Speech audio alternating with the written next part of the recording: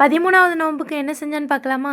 வீட்ல வந்து கொஞ்சமா கறி இருந்துச்சு. சரி அத வச்சு குழம்பு வச்சு இடியாப்பம் வச்சிடலான்னு சொல்லி தான் இன்றைக்கி செஞ்சுட்டு இருக்கேன். கறியில வந்துட்டு மசாலா, வெங்காயம், தக்காளி அப்புறம் தயிர் போட்டு விரவி வச்சிட்டோன்னா, ஒரு 1/2 மணி நேரம் நல்லா ஊறிட்டுனா சூப்பரா இருக்கும். அப்புறம் தாளிச்சு விட்டுக்கலாம். அப்புறம் இடியாப்பம் மாவும் வந்துட்டு வீட்ல கொஞ்சமா வந்துட்டு அன்றைக்கி வறுத்து வச்சுட்டோம். அதனால் வந்துட்டு அதுலேயும் இடியாப்பம் வச்சிடலாமான்னு செஞ்சேன். நல்லா சூப்பரா எப்பவும் போல நல்லா வந்துருந்துச்சு இன்னைக்கு. எப்போவும் விட நல்லாவே வந்துருந்துச்சு. அதுக்கப்புறம் வந்துட்டு கறிக்கு தாளிச்சு போட்டாச்சு. இதுக்கப்புறம் தண்ணி ஊற்றி விசில் போட்டோன்னா சூப்பராக வெந்து வந்துடும். அதுக்கப்புறம் நம்ம தேங்காய், முந்திரி பருப்பு அரைச்சி ஊற்றிக்கலாம். அப்புறம் வந்து கடல் பாசி செஞ்சுருந்தேன். செம்ம டேஸ்ட்டாக இருந்துச்சு. பாதாம் ஃப்ளேவரில் கொஞ்சம் நட்ஸ் போட்டு அரைச்சி போட்டிருந்தேன். கண்டன்ஸ் மில்க்கும் ஊற்றி நல்லா வாயில் வச்சோடனே கரையிற மாதிரி இருந்துச்சு. அதுக்கப்புறம் வந்துட்டு பாத்திரம் கொஞ்சமாக இருந்துச்சு, அதையும் கழுவணும். அப்புறம் குழம்பு வந்து சூப்பராக ரெடி ஆகிட்டு, அப்புறம் அன்றைக்கி செஞ்சுருந்தோம்ல கீமா சமோசா, அதுவும் வந்துட்டு இருந்துச்சு.